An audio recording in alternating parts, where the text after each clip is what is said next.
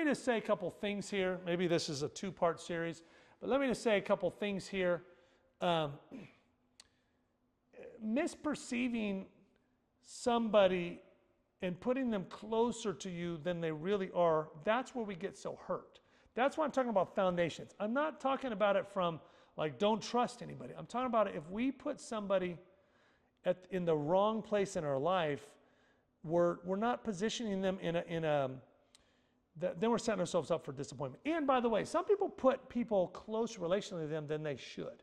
I remember I went to another country, and there was these two ladies that were best friends, but they were closer in sharing details than one of the ladies was with her own husband. So she had more details she shared with her best friend than she shared with her husband. And I told him, I said, this is not healthy. I said, this is not a healthy foundation. And the two best friends were tag teaming against the husband. Like, you know, they're like talking about how close they are with God and what a loser the husband is in his spiritual journey. And I'm like, this is not a healthy friendship. So I went after it. I'm like, this foundation that you've created, that you've built your life upon your best friend connection is not healthy. And you need to actually connect to your spouse. And then they were disappointed because they were like, my spouse is a loser. And it's like, do I want to, they had to wrestle through with the fact that they were going to have to go on a deeper journey of relationship with their spouse to get that healthier.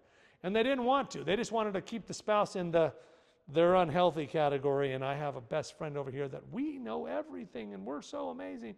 And I'm like, no, even though maybe your spouse does have some issues, it's not healthy to put your best friend closer than your spouse. That's not how God designed it. You know, you think about even Jonathan, David and Jonathan. David said about Jonathan when Jonathan died, he said, Jonathan, your love to me is more wonderful than women. So in other words, David put Jonathan on a closer relational category than his own wife. And he had like 4 of them. So yeah, he had an unhealthy relational dynamic. David definitely had some issues in his relational understanding. That's where his glitches always were, was his in relationships. Even though he was a man after God's own heart, he had some relational glitches. And I'll say this to everybody. We can be a person after God's own heart, but be relationally flawed. And you can still make it to heaven, and you can still get like David. The Lord said, this is a man after my own heart. God really saw him as amazing. But there was a lot of unnecessary relational pain in his journey in the earth because he didn't figure out some of his relational things. He put people too close that shouldn't have been close. He didn't confront people that he should have. All these kind of things that David had. And so you can see that you can still go to heaven and have some terrible relational dynamics and still be very lonely, still be beat up and hurt and this and that. But I'm like, why not try to have some good health relationships while we're on the planet here? And that's going to require getting a little bit more perceptive about who true friends are and who fits into close category of friendship. And then like, okay, this person is flawed this way. I've been putting them too close. I need to put them out here. I'll still keep in friend category, but I'm going to put them in this, which means I'm going to give them a little bit less of my heart.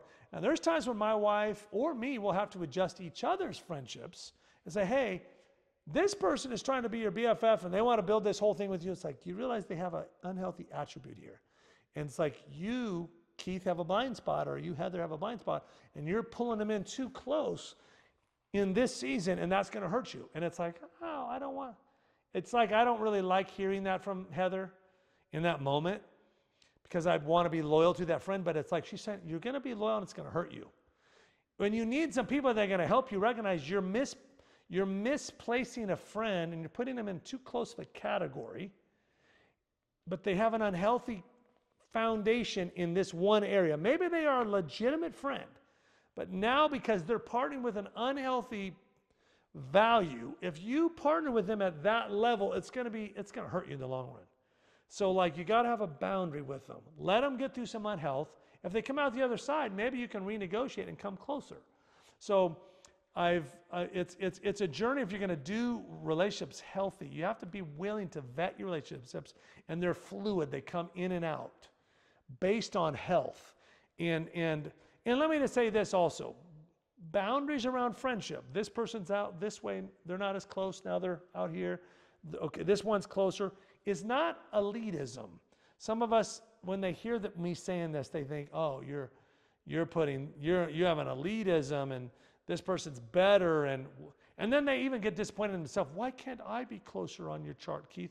It's not about elitism. It's not about me considering someone better or less in my life.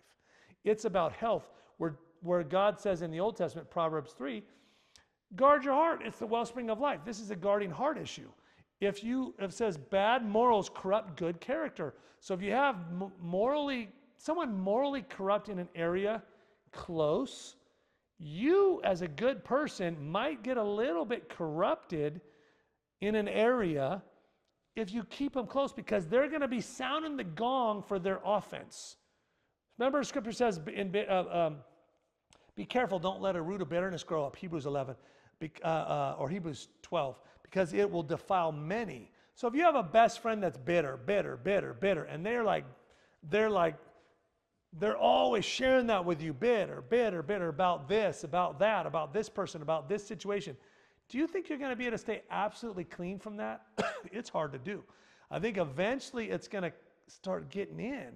And so it doesn't mean that best friends that we have, or close friends, don't have moments of bitterness, including we have bitterness with. But it's like, if you don't put up some sort of a boundary, if someone chooses to be bitter and say, hey, I can't partner with that bitterness that you're going through right now. I'm going to still be there for you. But if you're not going to get free of that bitterness, we're going to have to limit a little. Can you please not have that conversation around me? There's a way, I think, to navigate with someone that chooses to hold on to bitterness. It's like, hey, and if they hold on to it for a long time, it's going to affect my relationship with them.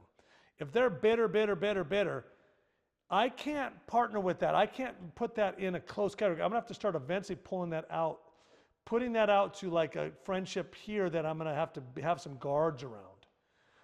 Because it's like, I'm a very all-in kind of person. And if someone's like, that situation, those people are terrible, and I side with that, I get very loyal with that bitterness.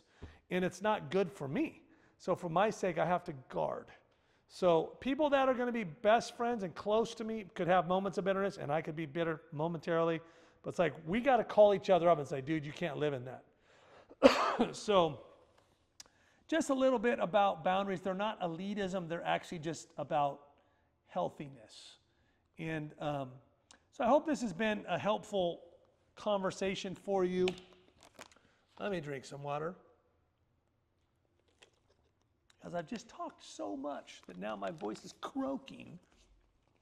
And get the book, look at the chart that I put in there, create your own chart, put people in categories there.